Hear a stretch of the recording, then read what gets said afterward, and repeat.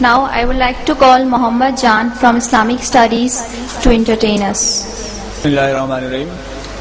جناب والا میرا آج کا موضوع ہے اف یہ بیویاں. ایک مزاحیہ تقریر میں آپ لوگوں کے گوش گزار کرنا چاہتا ہوں.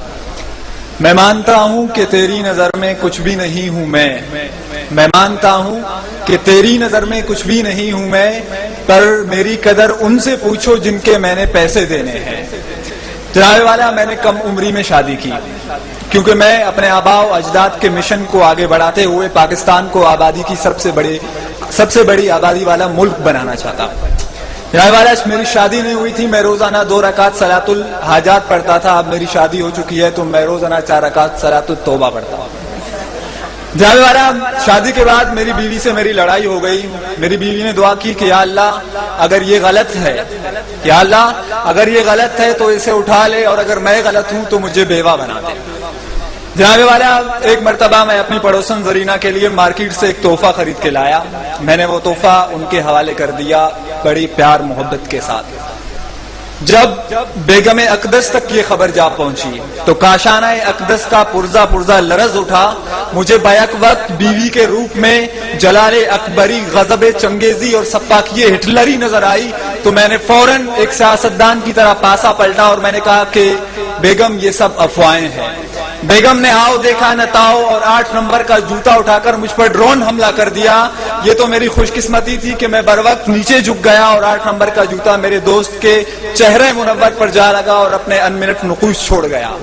جناب والا میں نے جذباتی انداز میں بولنا شروع کیا کہ بس بیگم بس، بہت ہو چکی، میرے صبر کا پیمانہ لبریز ہو چکا ہے. کہیں ایسا نہ ہو کہ میں مظلوم شوہروں کی ایک فوج تشکیل دے کر علم بغاوت بلند کروں اور ہمارا لشکر جرار تم جیسی نافرمان بیویوں کا قلعہ کما کرنے کے لیے میدان میں اتر آئے. ابھی میں آگے بھی بولنے والا تھا کہ مجھے مجبوراً راہ فرار اختیار کرنا پڑی کیونکہ بیگم امریکہ ایک اور ڈرون کرنے کے لیے 8 نمبر کا جوتا اٹھا چکی تھی.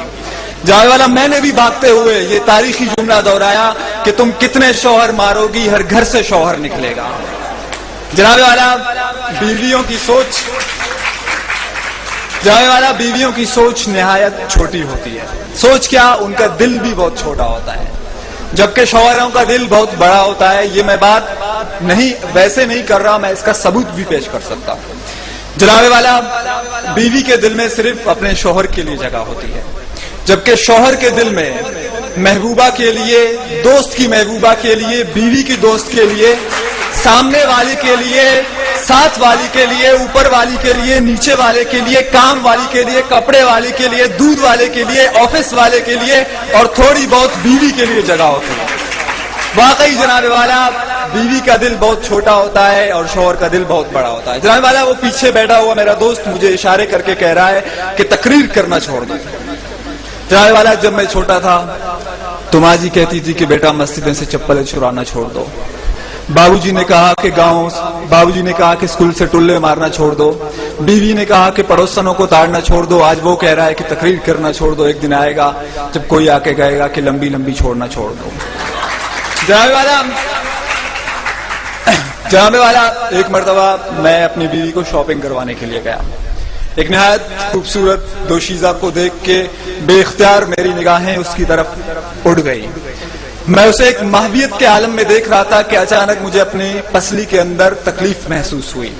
جب میں نے غور کیا تو میری بیوی محمد علی کی طرح مجھے ایک پنچ مار چکی تھی اور مجھے اپنے پہلو کے پسلی کے اندر تکلیف کا احساس ہوا.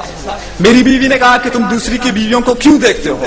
میں نے کہا جناب والا کہ جب یہاں کے سیاستدان یہاں پہ کرپشن کر کے دوسرے ملک بھاگ سکتے ہیں، جناب والا جب دادی عمر کو بلا سکتی ہے، جناب والا جب پشاور میں ایک دن پہلے چاند نظر آ سکتا ہے، جناب والا جب ایک صوبے کے اندر 2 نظام رائج ہو سکتے ہیں، کوئی دیکھے یا نہ دیکھے شبیر تو دیکھ سکتا ہے تو میں کیوں نہیں دیکھ سکتا ہے؟